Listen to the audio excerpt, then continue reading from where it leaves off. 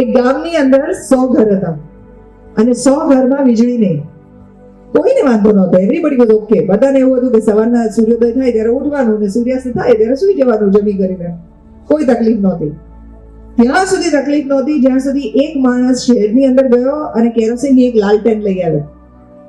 હવે 99 ઘરમાં લાઈટ નહીં અને એક ઘરમાં લાઈટ હતી. બીજા 99 ઘરમાં લોકો ટાઈમસર ઊંઘી નહોતા શકતા. તો બે સરસ મજાના રસ્તા હતા. એક રસ્તો એ હતો કે 99 ઘરના લોકો જે છે શહેરમાં જઈને લાલટેન લઈ આવે. તો વધારે ઈઝી રસ્તો કયો છે?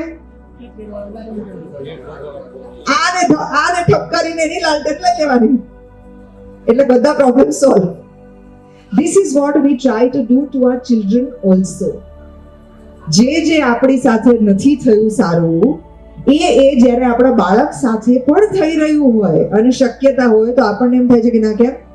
કેટલા વડીલોને જોયા છે જેને એવું કીધું છે કે ભાઈ હવે તો ચાલીને જતા હતા, તારે શું કામ સાયકલ જોઈએ છે?